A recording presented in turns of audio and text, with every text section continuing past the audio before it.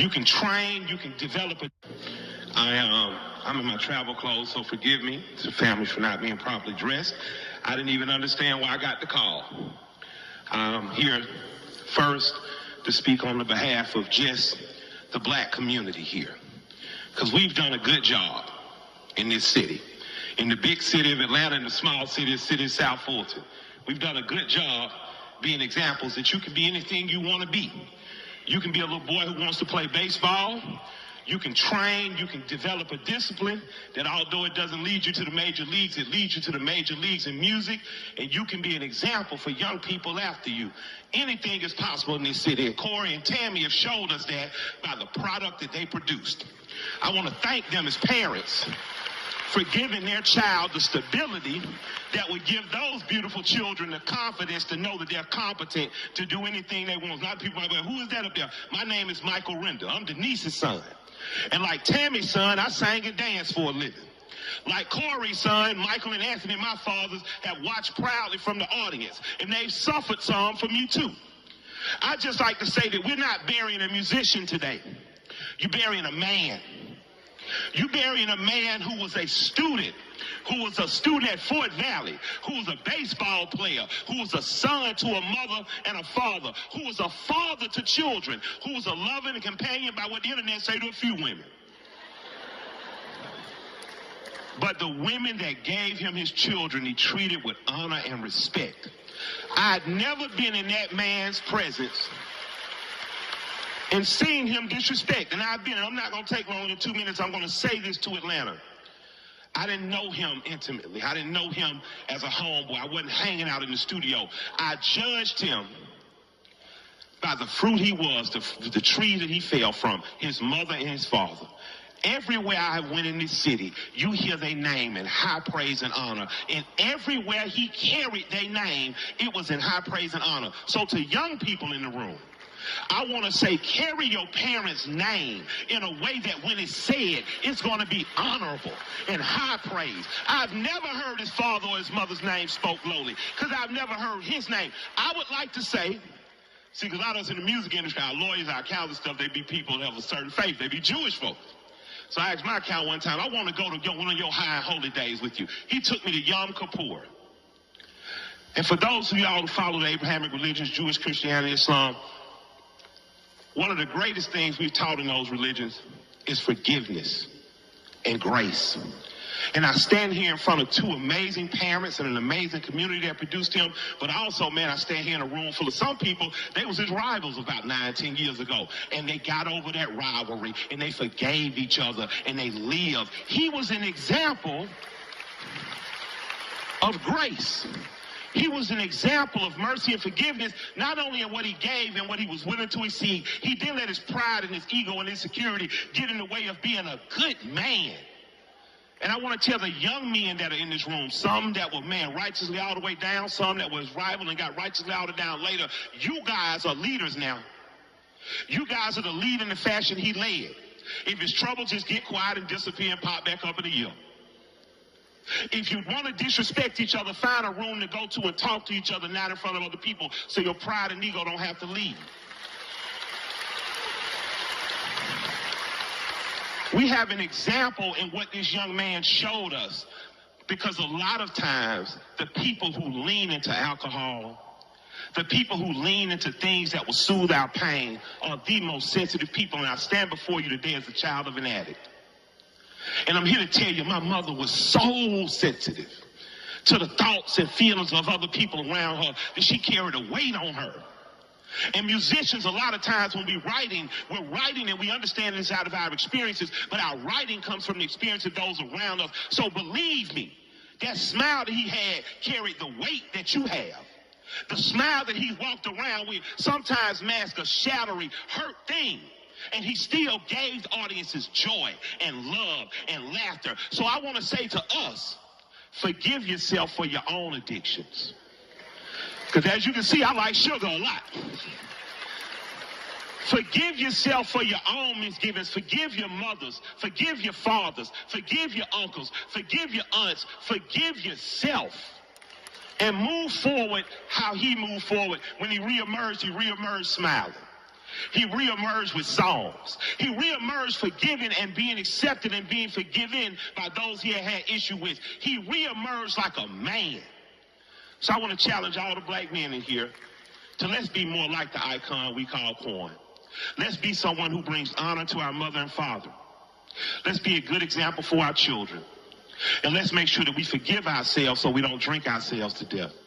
Let's make sure we forgive ourselves so that we chase folly till we gone.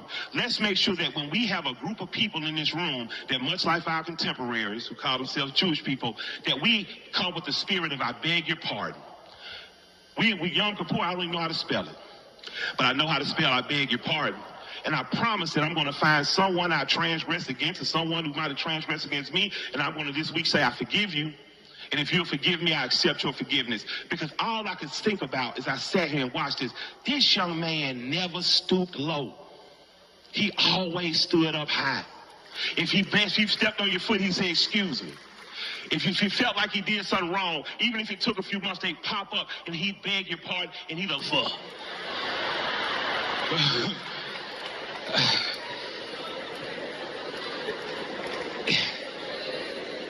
First off, we want to say God is the greatest.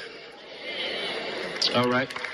And when I talk with passion. So I want y'all to bear with me. Listen closely.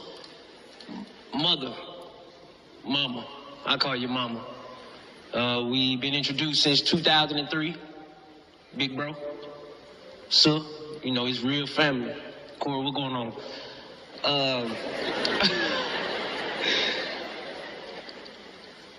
Y'all gave us an icon. Y'all gave us a legend. You know, we all on borrowed time. So the things that he accomplished while he was here, we want to let y'all know that we're going to continue on his legacy. And even through the small amount of time, it made a big impact.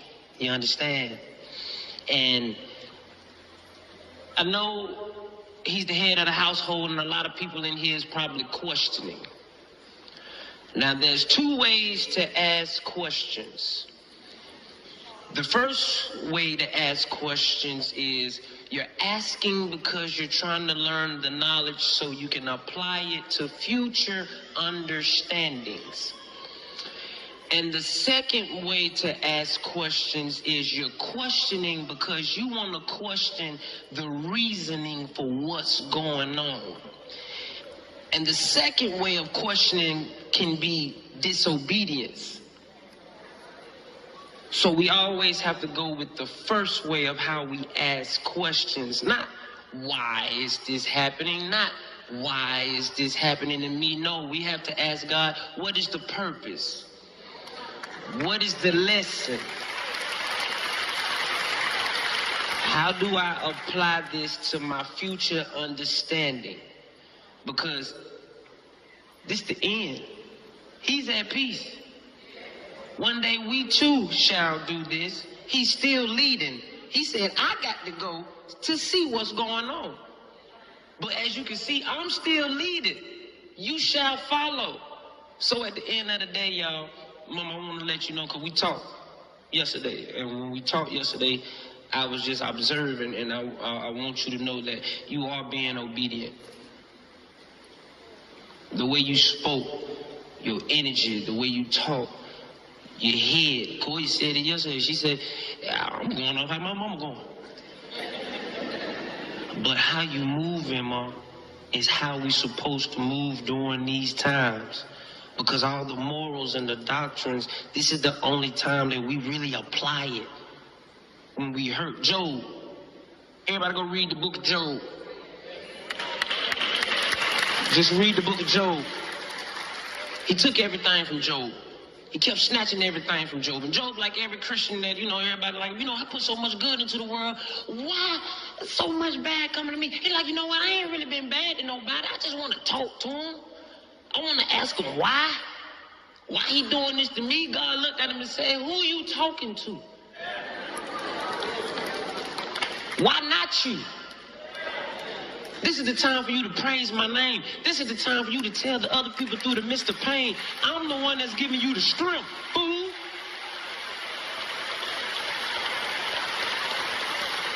So when people think you crazy, Mom, you ain't crazy. You being obedient.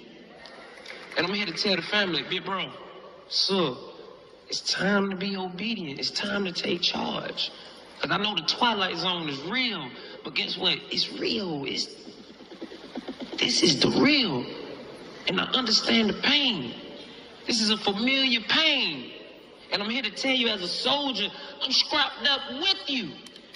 I'm ready to fight with you. You understand? So continue to be a leader to the family. Listen, it ain't over with, y'all. It ain't over with. He did what he was supposed to do. We all on borrowed time. Nobody in here know how they gonna leave. But when you leave and we meet our maker, we want to make sure, hey, wasn't I obedient? Didn't I do the best I could? So we're going to keep his name alive, and I want to tell the family, I love y'all, and I'm here with you forever. Wow, man. This was a great tribute from Killer Mike and DC Young Fly. The homie passed away. Rich homie Quan. Homie passed away at just 34 years old. Young guy. 34 years old. Nearly 2 weeks later, the rapper has been laid to rest in College Park, Georgia. Man, we just have to embrace this life that we have. We have to embrace every moment that we get on this earth. We have to embrace it, because we're not here to stay forever, none of us. There's an expiration date. All of us have. This guy is very young. When I think about his age, I think about also my younger brother that passed away at 29 years old, who was taken away from me, my mother, and my sister. You know? But he's at peace now. So, man, it's like we are living here, as what DC said, we are living here on borrowed time. There's a time, there's a place for everything. And when that time comes, what we can do, we have to make sure we leave here with a legacy. And when we leave that legacy, we go to meet our maker. It should be the first thing we should hear from our maker is, well done, my good and faithful servants. I know the whole Atlanta is crying for this guy, but we just have to keep going. And young guys out there, I don't know what you are on, or some of you is on, but now is the time for you guys to take a page out of the book of everybody that is passing away. And timelessly, you see, everybody passed away, and that is not the right time they should pass. Some people just pass away timelessly, where, look, it wasn't his time, but the way he chooses life, that's the way life goes at the time. So all you young guys out there, whether you drink, you smoke, you whatever you do, treat your body right and live long life, okay? Peace out, one love.